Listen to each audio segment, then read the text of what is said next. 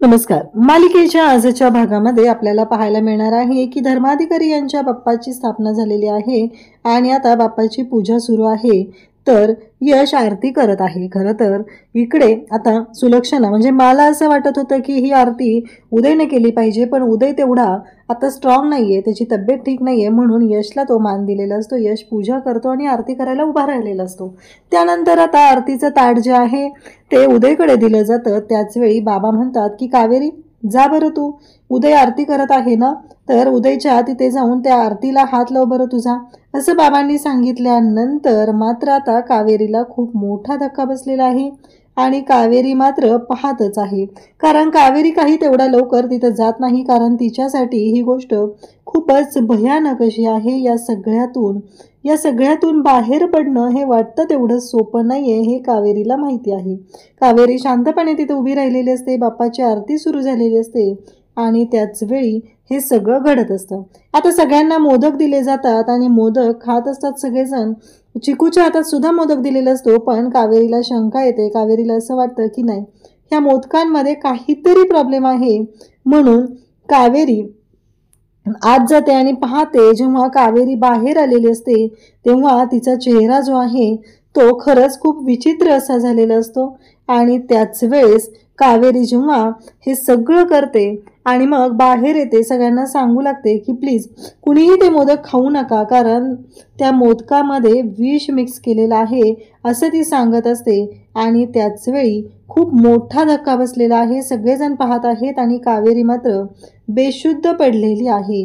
कावेरीला काहीच कळत नाहीये. सगळेजण धावत कावेरीकडे गेलेले आहेत आणि इथेच आता अमृताचा हा दुसरा डाव सुद्धा फेल झालेला आहे. अमृताचा डाव कावेरीने उधळलेला आहे. हे सगळं आपल्याला पाहायला मिळणार आहे. तर त्यासाठी हा व्हिडिओ शेवटपर्यंत पहा. त्याचबरोबर चॅनलवरती नवीन असाल तर चॅनलला सबस्क्राईब करा, व्हिडिओला लाईक करा. तर इकडे आता उदय जेवायला आलेला असतो. मा म्हणत असते कितीतरी दिवसानंतर आपलं सगळं कुटुंब आज एकत्र आहे आणि तुम्ही सगळेजण कितीतरी दिवसानंतर एकत्र जेवणार आहात, असं मा बोलत असते. तेव्हा मात्र सगळेजण तिथं आहेत आणि सगळेजण पाहत असतात की आता उदयला जेवायला वाढलं जातं. मा म्हणते की उदय पोटभर जेवा, सगळं तुझ्या आवडीचं बनवलेलं आहे, असं मा इकडे सांगत असते. आणि तेव्हा मात्र उदय आता जेवायला बसलेला आहे. सगळेजण वाढत असतात. मा म्हणत असते विद्या सगळं आणलंस का गं, असं मा विचारत असते. विद्या म्हणत असते की हो मा, आणि सगळे पदार्थ उदयच्या आवडीचे केलेले असतात आणि सगळेजण तिथे पाहत असतात. सगळ्या गोष्टी खूप छान पद्धतीने जुळून आलेल्या असतात आणि मग इथे जेवायला वाढलं जातं. जेवायला वाढल्यानंतर उदयला खूप भूक लागलेली असते आणि उदय मात्र भरभर खात असतो. आणि उदयचं ते खाणं जे आहे ते सगळ्यांना खूपच खटकतं, कारण उदय असा आधी नव्हता. ही गोष्ट सगळ्यांच्या लक्षात आलेली आहे.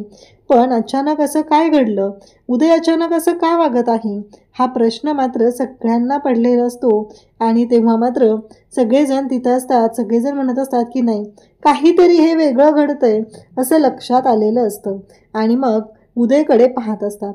त्यासोबतच इकडे पाहायला मिळतं ते म्हणजे यामी जे आहे ती तिथं म्हणत असते की दादा, मी तुझी ना खूपच लाडाची बहीण होती ना, मग तू माझ्यासोबत असं कसं काय करू शकतो, तू मला कसं काय विसरू शकतो. तेव्हा कावेरी तिथे येते आणि म्हणू लागते की अहो, तुम्हाला माहिती आहे का, तुम्ही मला नेहमी म्हणायचा ना, माने घास भरवल्याशिवाय माझं पोट कधीच भरत नाही, आणि मग आज मा भरवणार आहेत ना तुम्हाला, मग माझ्या हातून खा. मग उदय माकडे पाहू लागतो. तेव्हा मा तिथं जाते आणि मग उदयला घास भरवू लागते, कारण माने घास भरवल्यावरच बरं वाटतं, असं तो सांगायचा. ही गोष्ट कावेरीने आठवणीत आणून दिलेली असते आणि त्याचबरोबर उदयला त्या गोष्टी आठवत नसतात, म्हणून तर कावेरी हे सगळं तिथे बोलत असते. आणि त्यासोबतच या सगळ्या गोष्टी छान पद्धतीने जुळवून आणलेल्या असतात आणि हे सगळं खूपच मस्त असं चाललेलं असतं. त्यासोबतच इकडे पाहायला मिळतं ते म्हणजे यामी मात्र पाहत असते. यामीच्या मनात शंका कुशंका सगळं चालू असतं आणि ती फक्त एवढाच विचार करत असते की नाही, यामध्ये काहीतरी मला गोंधळ वाटत आहे, हे सगळं काहीतरी वेगळं घडत आहे, असं यामीच्या डोक्यात सुरू झालेलं असतं. त्यासोबतच पाहायला मिळतं ते म्हणजे की आता मा स्वतः उदयला घास भरवतात. मग बाबा तिथं असतात. बाबा म्हणतात की उदय, खूप दिवसानंतर मला पण ही संधी मिळालेली आहे, तर मला असं वाटत आहे की मीही तुला घास भरवावा. असं म्हणत आता बाबा सुद्धा इकडे उदयला घास भरवत असतात. यश म्हणत असतो की हो, खरंच माने घास भरवल्याशिवाय ना पोट भरल्यासारखं वाटत नाही. हे वाक्य मात्र खरंच बरोबर आहे असं इकडे तो सुद्धा सांगत असतो. हे सगळं जेव्हा घडत असतं तेव्हा मात्र इकडे सगळेजण आपापल्या परीने उदयची समजूत घालत असतात. त्याला काही आठवतंय का, त्याला सगळं विचारलं जात असतं. तेव्हा यमुना म्हणते की हे बघ उदय दादा, मी तुझी ना सगळ्यात लाडकी बहीण होती. तेव्हा मात्र यश म्हणतो की होती नाही ग, अजूनही तूच बहीण आहे ना लाडकी, असं तो बोलत असतो. आणि मग ती म्हणते की मी पण तुला घास भरवणार आहे, असं बोलणं चाललेलं असतं. आणि त्यासोबतच पाहायला मिळतं की एवढं सगळं जेव्हा घडत आहे तेव्हा मात्र इकडे आता राग आलेला असतो, तो म्हणजे अमृताला ही गोष्ट पटतच नाहीये की हे सगळं काय आहे, या सगळ्याचा काय अर्थ घ्यायचा, हा प्रश्न अमृताला पडलेला असतो. आणि अमृता म्हणत असते की नाही, हे सगळं काय घडतंय, कारण या घरामध्ये मला सुख येऊ द्यायचं नाहीये. कारण माझ्या ताईची चिता अजून विझलेली असली तरीही माझ्या मनात जी आग पेटलेली आहे ती आग अजूनही विझलेली नाही, असं इकडे अमृता बोलत असते. आणि अमृता म्हणत असते की नाही, काहीही झालं तरीही मी या कुटुंबाला आनंदात पाहू शकत नाही, हे तिचं बोलणं असतं. आणि मग ती आत निघून जाते. सगळेजण खूप खुश असतात, सगळेजण खूप आनंदात असतात, सगळे आनंदाने एकमेकांशी बोलत असतात.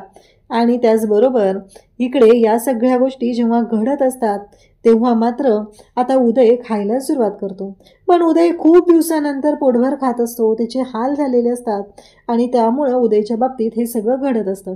हे सगळ्यांच्या लक्षात येतं, सगळेजण समजून घेतात. आणि मग यमुना मात्र बोलायला सुरुवात करते. ती म्हणते, कावेरी तू पण उदयदादाला घास भरव आणि उदयदादा पण तुला घास भरवेल आणि उखाणा घे बरं, असं बोलणं चाललेलं असतं. तेव्हा मात्र सगळेजण पाहत असतात. मा म्हणतात की काय काय तुझं यमुना, काय चाललेलं असतंय तुझं, भरवेल ना नंतर, आज मी भरवते ना. आणि असंही कावेरीने जरी घास भरवला तरी उदयने भरवलेला घास कावेरी खाऊ शकणार नाहीये, हे तुझ्या लक्षात येत नाहीये का, असं बोलणं चाललेलं असतं. तेव्हा मात्र सगळेजण पाहत असतात. आणि इकडे अमृताला खूप राग आलेला असतो. अमृता आतमध्ये निघून गेलेली असते. किचनमध्ये जाऊन ज्या कागदावरती लिहिलेलं होतं की यांना मी सुखात राहू देणार नाही, ही सुलक्षणा धर्माधिकारी आहे, तिला मी संपवणार आहे, हा जो कागद आहे तो कागद तिथे जाळते. आणि म्हणते की या घरामध्ये जे सुख आलेलं आहे त्या सुखाची राख रांगोळी झाल्याशिवाय मी शांत राहणार नाही, अशा पद्धतीचं तिचं बोलणं चाललेलं असतं. आणि ती त्याच पद्धतीने बोलत असते. तेव्हा मात्र इकडे पाहायला मिळतं की जेव्हा या सगळ्या गोष्टी घडत असतात त्याच वेळी आता तिने हे सगळं कांड सुरू केलेलं असतं. तिला जराही लाज वाटत नसते की आपण काय करतोय. आणि ती म्हणत असते की माझी ताई आणि माझ्या ताईसाठी मी आणि माझी आई इतके दिवस झालं हे सगळं आम्ही सहन करतोय. आणि ही सुलक्षणा, हिला जराही काही वाटत नाहीये, हिनं आनंद व्यक्त करणार आहे. आता तर त्या उदयला घरात घेतलेला आहे आणि त्या उदयच्या सोबत तिने प्रेमाने वागत आहे. यांच्या घरातला जो आनंद परत आलेला आहे तो आनंद मी परत मिळवू देणार नाही, असं तिचं बोलणं चाललेलं असतं. आणि तेव्हा मात्र इकडे अमृता म्हणत असते की नाही. आणि तिने हातामध्ये काचेचा ग्लास घेतलेला असतो आणि नेमका तो काचेचा ग्लास जो आहे तो तिच्या हातामध्ये फुटतो. तेवढ्यातच ती आई ग करून ओरडते. काच पडलेली असते. तेव्हा मा उदयला भरवत असते. तिथून आत येते आणि म्हणते, काय ग अमृता, काय झालं हे सगळं, असं ती उदयला विचारू लागते. तेव्हा मात्र इकडे अमृताच्या हाताला काच लागली. मा म्हणत असते, अगं ग्लास कसं काय फुटला, नक्की काय झालं. आता ग्लास कसा फुटला हा मोठा प्रश्न उभा राहिलेला असतो. त्याच वेळी मा म्हणते, थांब मी हळद लावते, असं म्हणत अमृताला जी जखम झालेली आहे त्या जखमेवरती मा आता हळद लावत असते. परंतु अमृताच्या डोक्यातनं मात्र तो राग काही केल्या जात नसतो. अमृताला फक्त एवढंच वाटत असतं. अमृता म्हणत असते की नाही, या घरातलं सुख जे आहे ते मी परत येऊ देणार नाही. काहीही झालं तरीही या घरामध्ये मी सुख शांती नांदू देणार नाही, असं अमृताचं सुरू झालेलं असतं. आणि त्याचबरोबर ती बोलत असते. इकडे तिला आठवत असतं, तिचं असं म्हणणं असतं की माझ्या ताईच्या बाबतीत जे झालेलं आहे ते मी कधीच विसरू शकणार नाही.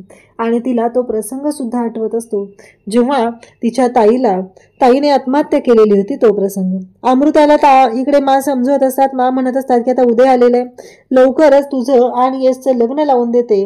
म्हणजे तुमच्या दोघींचं जे मनावरचं ओझं आहे आणि मला जे टेन्शन आहे ते कमी होईल, कारण मी दिलेला शब्द मला पाळायचा आहे, असं इकडे मा बोलत असते.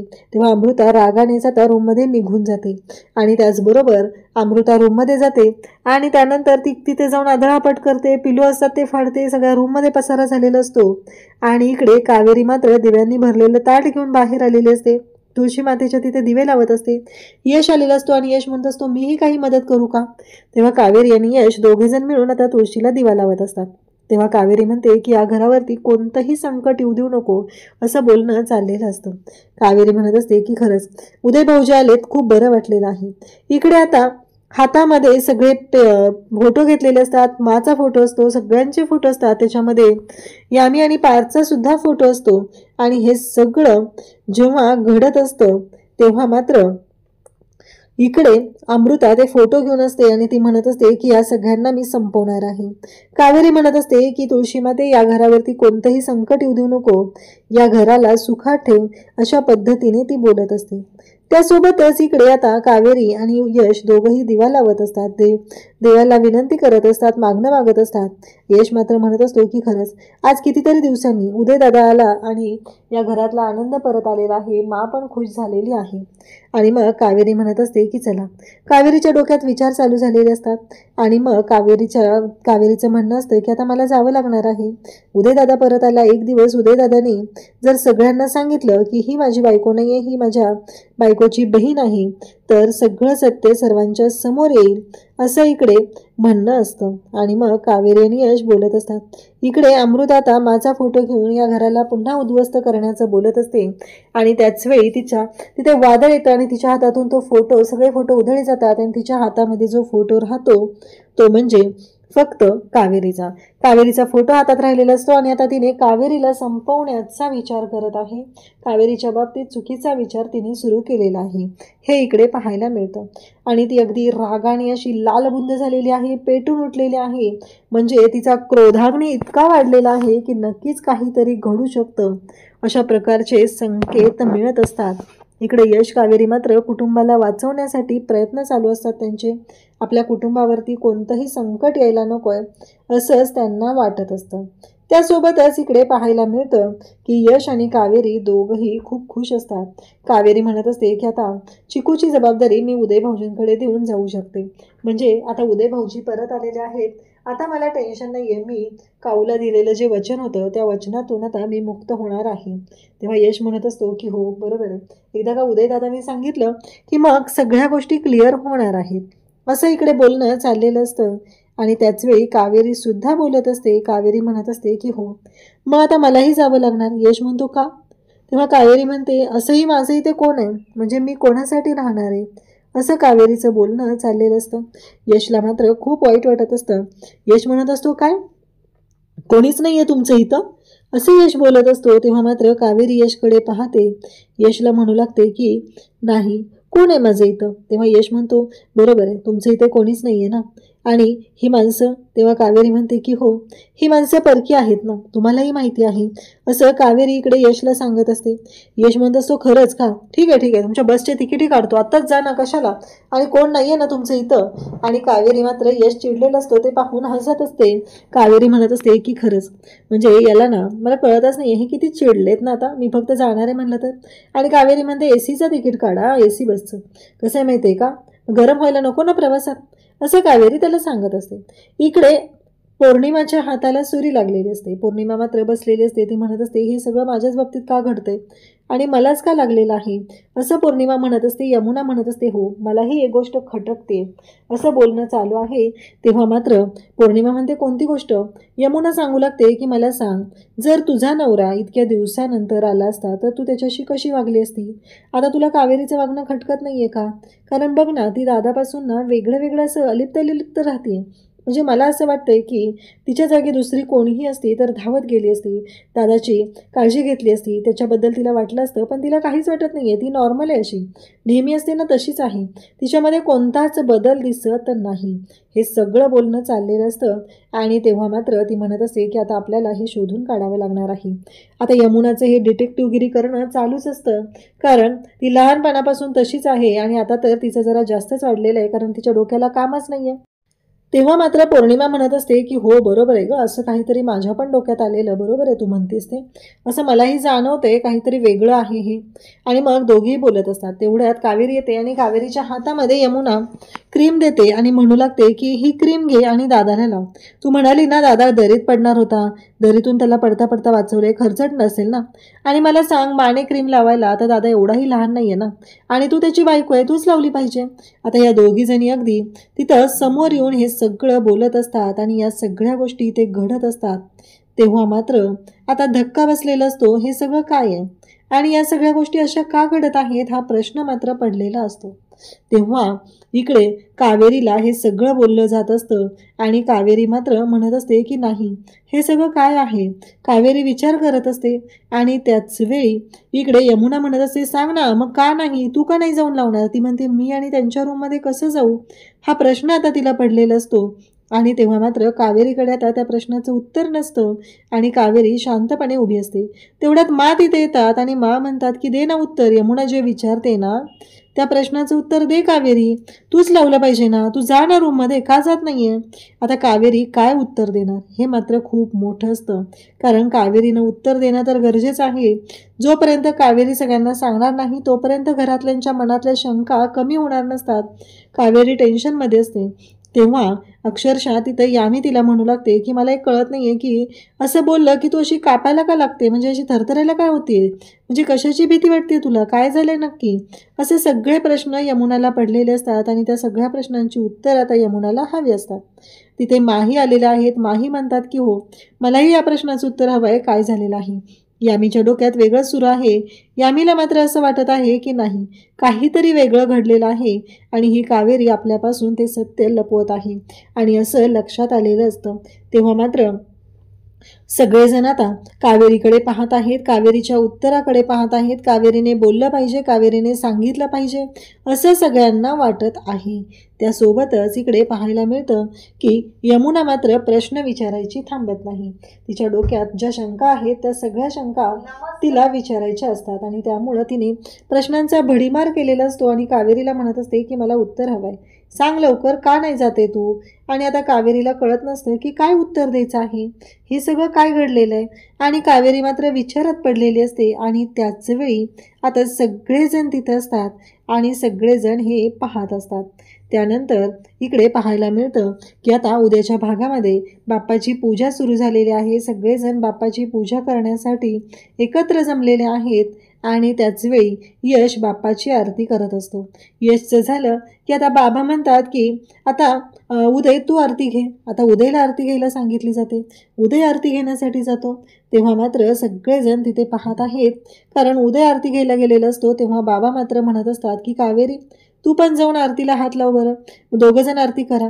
आता कावेरी पुन्हा पाहू लागते. कावेरीचं हे जे वागणं असतं ते खटकण्यासारखं असतं, म्हणून तर सगळ्यांनाच धक्का बसलेला असतो. सगळेजण पाहत असतात आणि मग आता सगळ्यांना आरती होते. सगळ्यांना प्रसाद म्हणून मोदक दिले जातात आणि मोदक दिल्यानंतर मात्र आता सगळेजण तिथे पाहत असतात. कावेरीही तिथे उभी असते आणि मग मोदक दिल्याबरोबर सगळ्यांना मोदक खायला दिले जातात. त्याचवेळी चिकूच्या हातात सुद्धा मोदक असतो. बाप्पाच्या पुढे ठेवलेला मोदक सुद्धा तिथून पडतो. अक्षरशः बाप्पाच्या पुढचा मोदक बाप्पाच्या हातून पडलेला आहे हे सुद्धा आपल्याला पाहायला मिळतं.